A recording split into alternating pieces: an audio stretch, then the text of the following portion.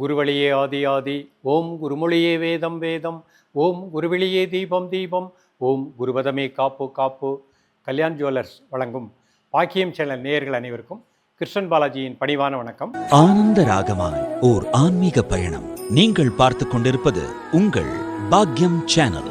வழங்குவோர் அன்புடன் கல்யாண் ஜுவல்லர்ஸ். இது உங்கள் பாக்கியம், எங்கள் பாக்கியம். நேயர்களை, தேகம் யோகம் பாக்கியம் இந்த நிகழ்ச்சியின் மூலமாக எளிமையான யோகாசனங்கள் முத்திரைகள் பார்த்துட்டு வரோம்.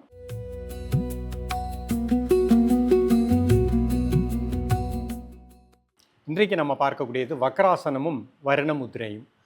இன்றைக்கு சுகர் அப்படிங்கிறது நிறைய பேருக்கு இருந்துகிட்டே இருக்குது. அந்த சுகர் அப்படிங்கிற ஒரு நிலை வராமல் வாழணும் அப்படின்னா இந்த வக்ராசனம் நமக்கு பயனுள்ளதாக அமைகின்றது.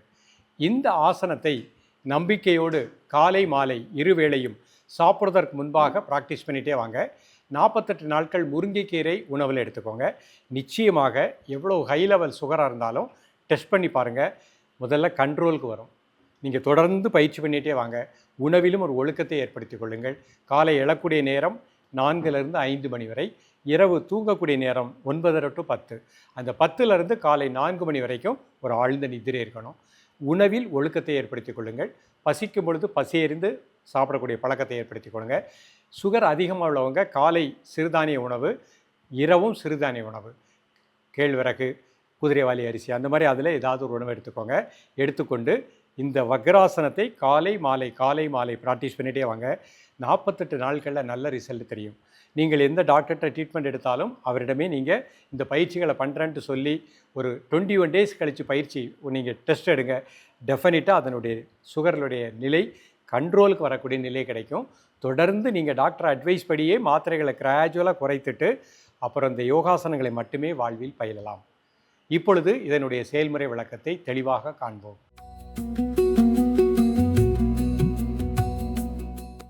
இது சுகாசன நிலை.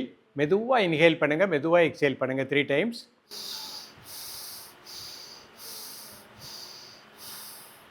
இப்போ இந்த வக்ராசன நிலைக்கு போவோம்.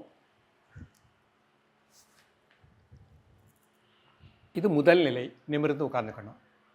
இப்போ வலது காலை இந்த மாதிரி மடித்து வச்சுக்கணும். நல்லா இந்த மாதிரி மடிச்சுக்கணும். வலது கை பின்னாடி வச்சுக்கணும். இடது கையினால் இந்த மாதிரி இந்த பொசிஷனில் 10 செகண்ட். 1 2 3 4 5 6 7 8 9 10. 2 இந்த கால் நீட்டிக்கோங்க. இடது கால் மடிச்சுக்கோங்க. இடது கை பின்னாடி வச்சுக்கோங்க.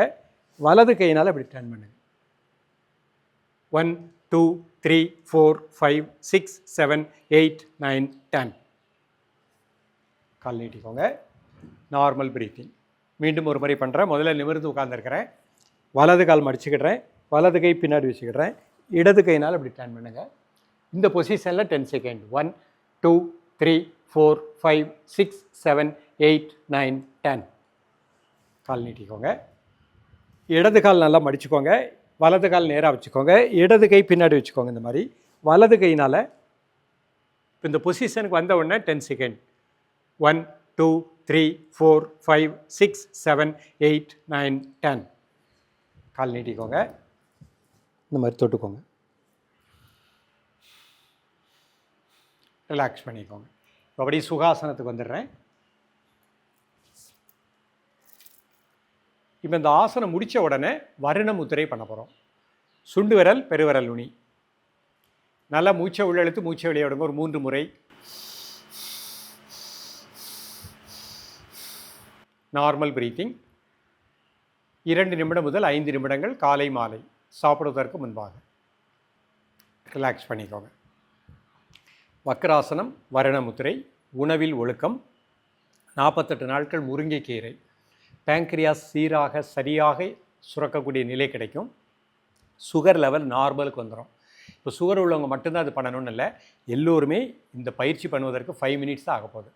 அழகாக ப்ராக்டிஸ் பண்ணுங்கள் டெய்லி. எவ்வளோ வயதானாலும் பேங்க்ரியாஸ் நன்றாக இயங்கும்.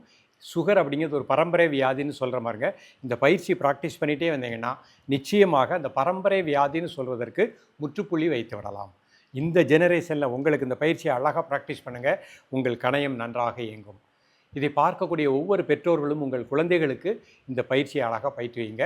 நிச்சயமாக வளர்ந்து வருகின்ற காலகட்டத்தில் சுகர் அப்படிங்கிற பிரச்சனை வராமல் வளமாக சுகமாக வாழலாம். தொடர்ந்து பயிலுங்கள். மீண்டும் சந்திப்போம். நன்றி, வணக்கம்.